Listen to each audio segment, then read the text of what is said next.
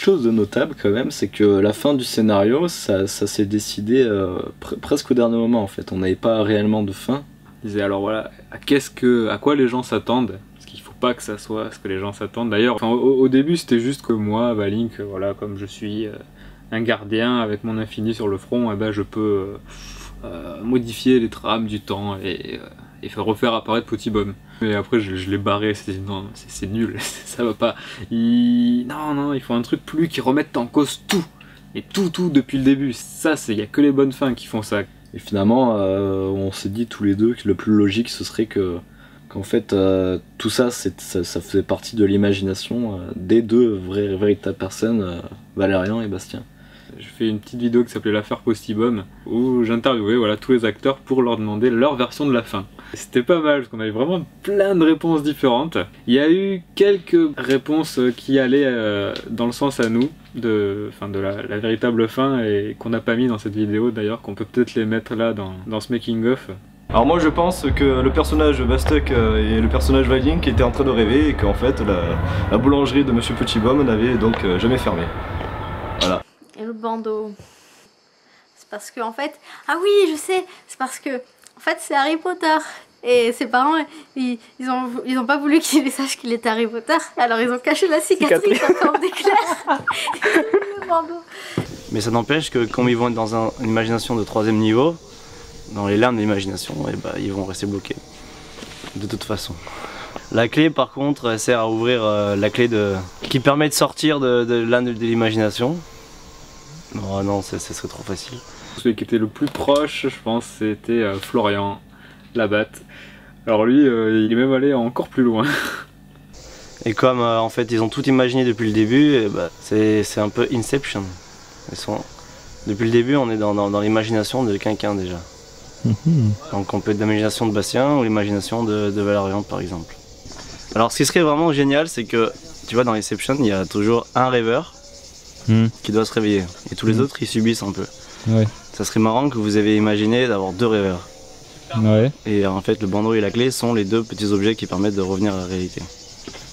Et puis en plus cette fin, ça explique pourquoi le film est mal fait. C'est normal, c'est l'imagination de 2 jeunes qui n'avaient pas tout prévu à la base vu qu'ils inventent l'histoire au fur et à mesure. Eh oui. Du coup, on peut plus rien dire. Voilà. Il suffirait de quoi? D'une étincelle? Il suffira d'une étincelle. Pardon. Vas-y, lâche-toi bébé, vas-y. Dernier jour. Ça, voilà, c'était tourné à Cuges dans le jardin d'une voisine. Cette journée, on l'a tournée avec Steven, qui faisait caméraman. J'ai filmé la scène finale, alors forcément, je sais ce qui s'est passé. Et ouais, je le savais avant vous. Comment on y retourne? Moyen. Ah voilà, tu vois. Ouais. Il vaut mieux que je sois déterminé avec un petit sourire et tout. Ouais. Comment on y retourne? Tu vois, plus déterminé. Ah non, je m'attendais pas du tout à ça. Alors vraiment pas. Et donc l'idée qu'on soit dans l'imagination, depuis le début, en fait c'était une idée qu'on avait trouvée, mais on voulait pas le mettre comme étant la fin, on voulait le suggérer, et que c'est pour les fans qui réfléchiraient vraiment au scénario, qui se diraient mais attends, ils en ont traversé que 3, et puis bon finalement comme c'était pas du tout assez clair, ce serait sympa que les personnages s'en rendent compte, et que ça se finisse dans le vrai monde. Et donc la toute dernière séquence, c'est la véritable vie de ces deux-là qui étaient partis aller chercher un goûter, et là ils se disent putain, on a pu imaginer tout ça, c'est un truc de fou. Moi avec un t-shirt de Yoda pour montrer que j'étais un fan de Star Wars, voilà, et dans une rue banale de la vraie vie quoi. Bon, moi j'ai pas fait grand chose, mais je me suis bien amusé quand même, parce que les voir tourner ces deux-là, c'est assez comique. Enfin, ils se chamaillent pas mal en fait sur les scènes. C'est là qu'on a eu l'idée de l'incorporer dans le film en tant que figurant. À un moment, il relève la tête pour montrer que tout n'est pas pour de faux, quoi, qu'on s'inspirait de notre environnement. Parce que d'ailleurs, ce qu'on voulait faire à la fin, mais ça aurait été trop complexe, c'était de faire venir tous les personnages des sudistes et de les mettre en figurant, en fond, pour montrer qu'on s'inspirait des choses qu'on voyait pour notre histoire. On a réfléchi longtemps, est-ce qu'on allait le mettre, le boulanger, puis... Non, juste l'entendre, ça serait plus que suffisant.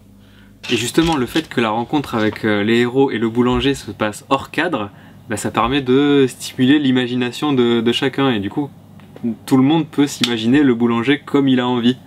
C'est un peu le saint graal de chacun.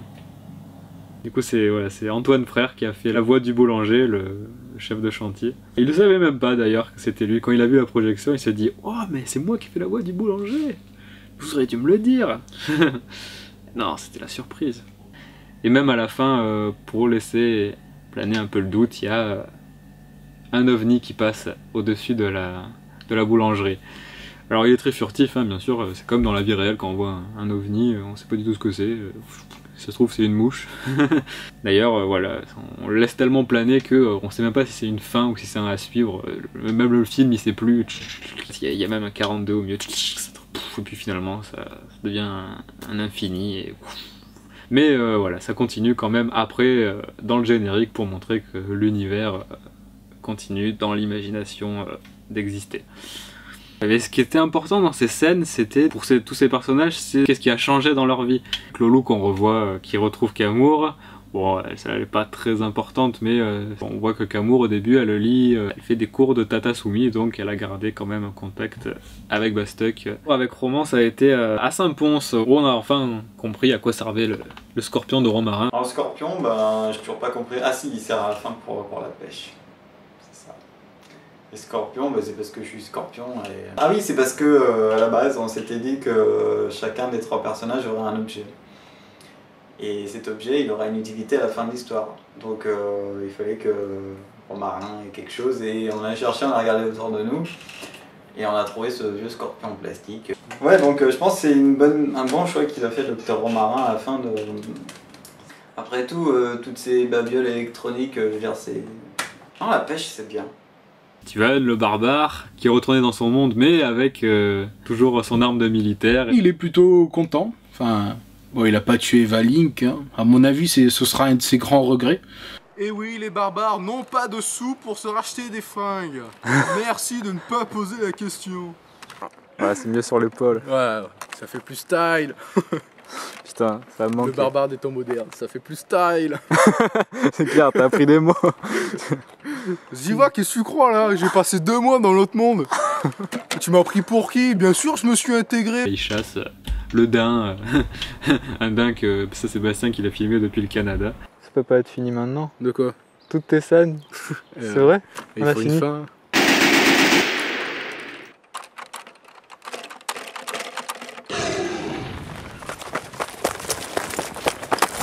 Le stagiaire, lui, il va faire ses manifestations. Alors lui, il s'est complètement émancipé. On a tourné ça pendant une manif sur la Canebière à Marseille.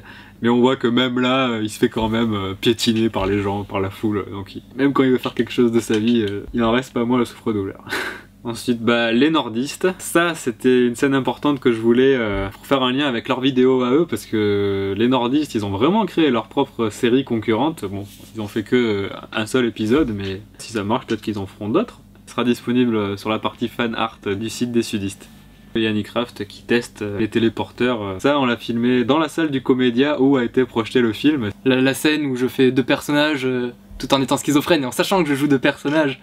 On avait profité pour faire ce passage-là avec le téléporteur et en même temps tourner un hors-série. Nigrognard, où il est assis à Marseille à lire son journal, alors qu'il y a un mammouth qui passe, ouais, le mammouth qui est en référence à la saison 1. D'ailleurs, c'est vachement intéressant, on pourrait faire tout un hors-série là-dessus. Parce qu'en fait, moi ce que je voulais, c'est que l'histoire du mammouth congelé, là, que le chef de chantier Antoine il veut cloner pour devenir milliardaire, ben en fait il n'y arrive pas parce que c'est un pauvre chef de chantier qui arrive pas à faire ça. Mais la technique du clonage dans les sudistes, c'est qui la possède? C'est la mafia, parce qu'elle a des clones. Donc on pourrait dire que c'est parce que la mafia l'a aidé. Mais pourquoi elle l'a aidé? Eh ben justement parce que la mafia a dit qu'elle aiderait Valink et Mélie à diffuser le téléporteur partout comme moyen de transport non polluant. Sauf qu'ils peuvent pas l'aider officiellement parce que c'est une mafia.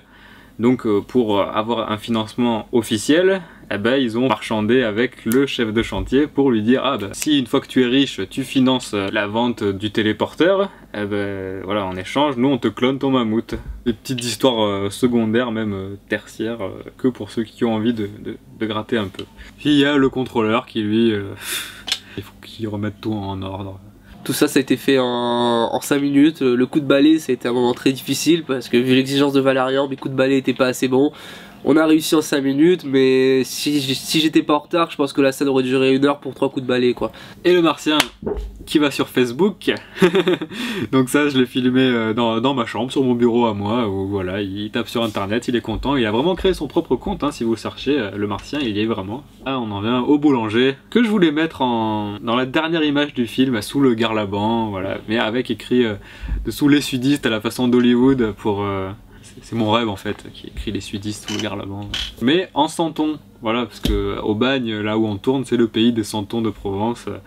Alors au départ même, je voulais qu'il y ait tous les personnages en Santon, sauf que voilà, ils sont pas réunis dans la crèche autour du petit Jésus, hein, ils sont réunis dans la boulangerie, autour du boulanger. Mais bon, on n'avait pas de figurines de Santon ressemblant au personnage. Ça pourrait peut-être se faire, hein, ça serait bien, mais...